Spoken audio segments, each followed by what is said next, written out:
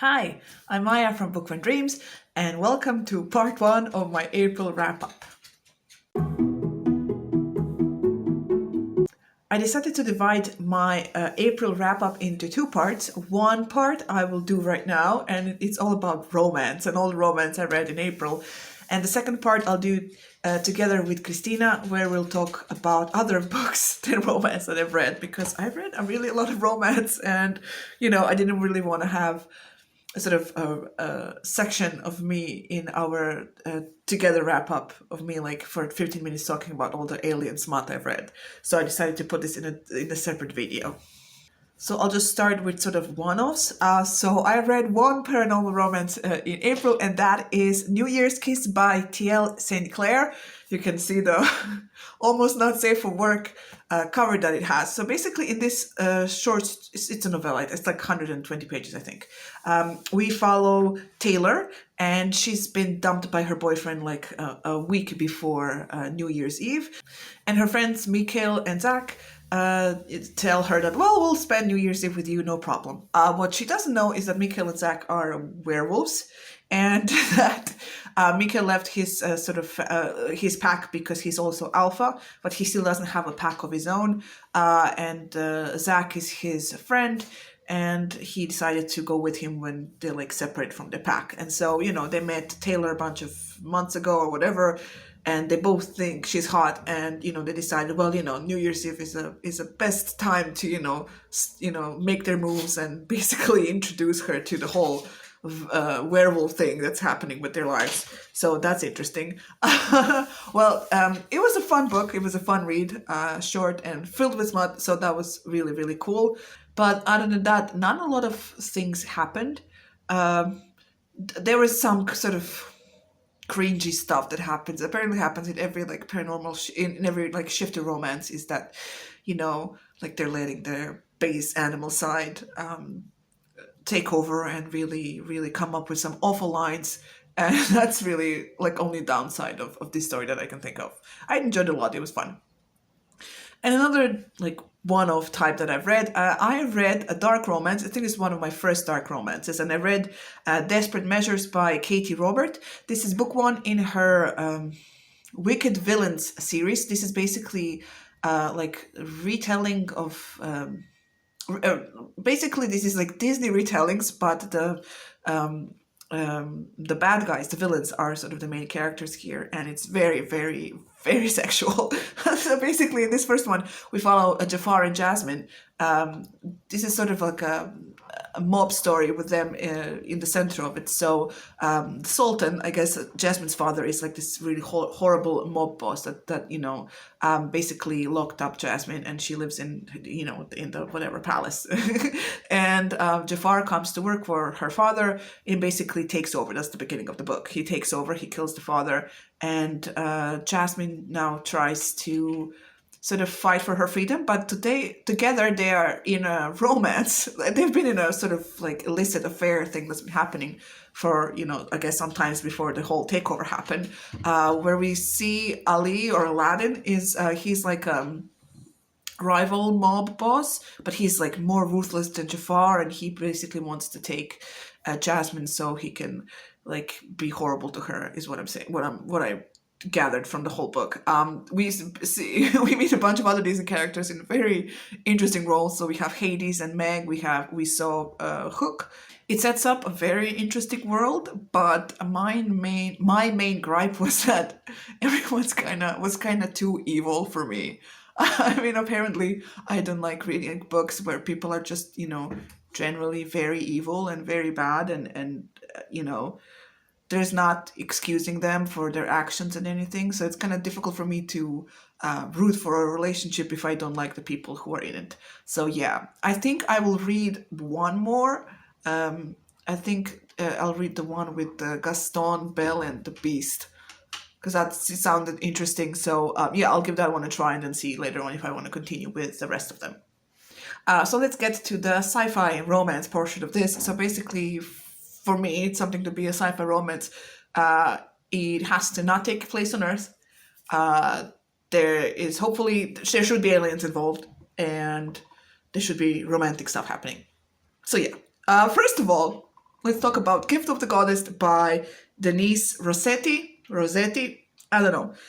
So basically, this is a so weird ass book. So not weird, but it was like, all right. So basically, we follow three characters. We follow Anya, we follow Bryn, and we follow Trey. Anya is it's all set in place in a planet somewhere. So Anya is a scout, and she's walking around basically scouting her enemy. And before she can go back to her own tribe, she gets taken by Bryn, who is a shaman of some sex goddess thing. That's why the Gift of the Goddess, the name of the book comes from, where basically he has to use his sexual energy and sexual prowess to find I don't want to say willing sacrifice, but basically a willing sacrifice, so they can appease the goddess so she would not destroy their world, something like that. And Trey is his buddy. Like basically they're friends and they travel around, I guess looking for this person, but also both of them are attracted to each other, but both of them are boneheads and won't talk about it. So Anya is there to sort of facilitate the development of their relationship as well. So basically, the whole thing that attracted me to this book is basically that when they capture Anya, when they're having sex, basically their whole I don't want to say mantra, but their whole motto or whatever of their religion is that they can't come until the woman comes on orgasms. So there's a lot of play and a lot of interesting situations where our character finds herself just fighting against everything to succumb to whatever they're doing. And it was an interesting read. I liked the first half much better than the second half, because throughout the first half there's conflict, because she's fighting against them. She doesn't want to sort of do what they want her to do, and she also is their prisoner, so there is a conflict there. But then when she catches feelings after a whole week of them fucking throughout the whole planet or whatever, it just becomes very melodramatic, and the whole plot basically builds to this whole smut fest that's supposed to happen at the end of the story, so they could appease the goddess and save the planet. But it was such a missed opportunity, because throughout the whole book the relationship is developing between the three of them, and Anya is facilitating the relationship between Bryn and whatever the guy's name is, Trey. And they finally basically acknowledge their attraction to each other, and but the last thing that's supposed to happen is not between the three of them.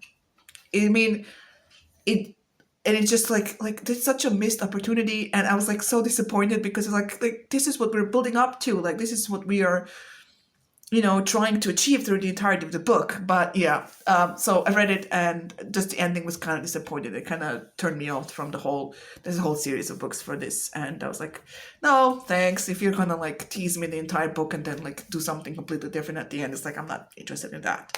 So yeah. Then I read a whole series, or at least a trilogy of books from the Clacadian series, and the author's name escapes me. I'll write it down here. Basically, I read the first one because it's called Choosing Theo, because we follow Jade. She gets kidnapped from planet Earth and then dropped on this alien planet. And since this is a more advanced alien planet, they have a rule to not, if someone from a lower developed planet comes to their planet, they don't send them back home, because it will be completely different. They basically have to sort of introduce them into society and sort of integrate them somehow.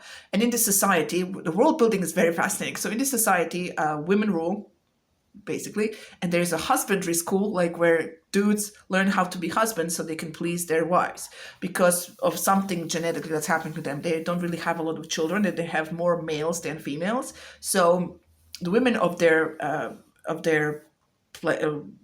race basically choose a husband. There's a whole lottery thing, not lottery thing, but there's basically a selection of husbands that happens every a six months or something. And the women choose their husband. They spend 3 months with them, and if they get pregnant, yay, they give birth to the child, leave the child with the father, and then they move on to a new husband, which sort of definitely affected the women of their planet, because they sometimes seem cold, and you can't really find or connect with someone on a deeper level because you know you're going to leave them, even though you don't have to leave them, but you know it's like sort of encouraged, so because you have to help the planet and whatever.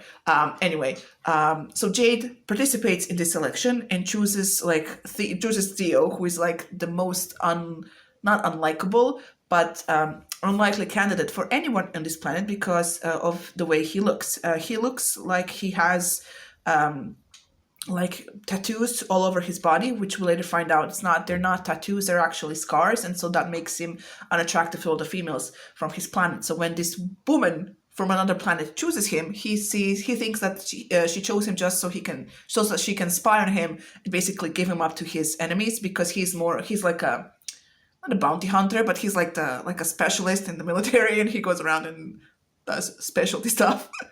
And basically their relationship is very confrontational, and there's lots of conflict and banter, because he's like, I know you're a spy, I'm going to prove it, and I'm going to do all the things, like maybe lull you into a false sense of security, and then like you'll tell me who you work for and everything. So their relationship is really, really bantery and really just there's like a sort of not enemies to lovers, but sort of like a vibe of that, which I enjoyed a lot, and it was my favorite book of the series.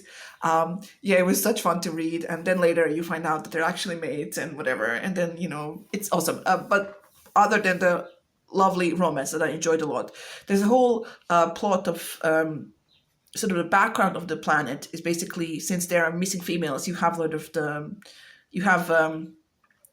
rogue element that's basically going around the universe kidnapping people, trying to find other species that they can mate with, which is against the law and everything. So we, in the second and the third book, this sort of gets expanded on, and which was really interesting. So the second book is Freeing Luca, in which we follow Alice and Luca. Luca is like a scientist in their world, and he's trying to find why they are not sort of work on their fertility problems. And while he's doing that, he gets kidnapped by the bad guys and put in a facility. And there he meets Alice, who is one of like a group of humans that get kidnapped again. Lots of humans being kidnapped in this one. And basically, when he sees her, he recognizes her as her mate, which of course makes him more interesting to the bad guys. And then they escape, and then they try to work on their relationship and everything. I like this one less because it was more their romance is more sweet and more based, like there was some stupidity part from both sides of them, like the female is expecting me to act this way, so I'm gonna be like an alpha douche guy and whatever. It's stupid, but yeah, it was more sweet and everything. Then the first one, then I liked it a little less. I discovered that I really like banter, and I like some conflict in my relationship and angst. I like angst. This was more on the sweet side. So if you like sweet romance, that will be for you. And the third one is Saving Veracco, which basically we follow one of the girls we meet in the first book, actually, when she decided not to go towards civilization on this planet, but go into the woods. And basically she arrives there and meets another alien guy, and then together they try to survive in the woods, fighting another human being, then ending up on a different city, because Veracco is not the same like race than the Luca and Theo, and it's like whatever. I mean, I like this one better than the second one because also banter and like I know how to do things. No, you don't. They're fighting and everything. It was fun to read, and the development of the relationship seemed fun. What I would say as a plus for this whole series is that the sort of supporting female characters are not like bitchy, and they're not like mean, and then like mean girls in the story, which I really enjoyed. Even though I kept expecting them to be mean, they weren't. They were really sort of supporting and trying to work with everybody so that everyone could be happy in the end. And that was a lot of fun because I don't like girl hate in my romance. So yeah. The last book I'm going to talk about is Bounty by Tana Stone. So in this book, we follow Danica. She is a captain of an all-female bounty hunter crew. So they go around the universe, catching bounties and bringing them in and trying to survive and earn money that way. And in the beginning of the book, we follow them as they catch a scientist. And when they're in the process of catching the scientist, they caught the scientist. They're trying to get from the planet where they caught the scientist to the bank, I guess. They're being captured, and they're being hunted actually by you know, enemy bounty hunter group which is filled with like egotistical dumbasses and who think that women shouldn't, do the job, that they are like basically less capable because they're women. And it was totally such a stupid villainous character, and it was just like just there so you can be annoyed at them. And this villainous character basically captures their ship, and then basically strands the whole ship on this desert planet where they're like, oh, we'll just leave them there so they can be like whatever, raped by the barbarians that live there, because apparently another planet where there's less females than males. So there, Danica tries to sort of survive, and then she gets rescued from whatever they went on excursion to look at what's outside. She gets rescued by this dude named Kalvik, and he's like a giant alien barbarian guy. And the thing with them is that basically they are mates, yes, because they can like read each other's thoughts. And when they first sort of see each other, there's like an exchange of images of them together, and that's basically it. And that's when she wants to save her crew and get back to to like a civilization, and he just wants to make her stay because she's his mate, and that's something that's very rare in their planet. This book has so much other than the romance that it was kind of like, I don't want to say pick a lane, but there was like on this planet, on the sand planet, there are different tribes, there are different enemies, there are different histories between the tribes, and there's like a whole inter-tribe politics that is happening. Then there is like the evil bounty hunter guy who comes back and destroys the ship because he's such a douchebag. Then there's the whole scientist person that they discovered in the beginning. Like, why are they important? This will, like, I guess, play a bigger role in the future and everything. There was so many things happening, and it was just, I don't know. It was fine. It was like an average sci-fi romance, but with like extra plot, which was not the reason why I read these. So yeah, and it wasn't really all that interesting for me. I mean, I don't mind plot when it's interesting and gripping, but this was kind of like, oh my god, one more thing to like keep track of while I'm trying to somehow find a way to root for the main romance that's happening in this story. But yeah, those were the sci-fi romance that I read in April. I guess I think I'm like done now for a little while because I spent most of March and April reading different versions of sci-fi romances. But yeah, this is part one of the wrap up. Look forward to part two, which I will film with Christina soon, and you'll get to see.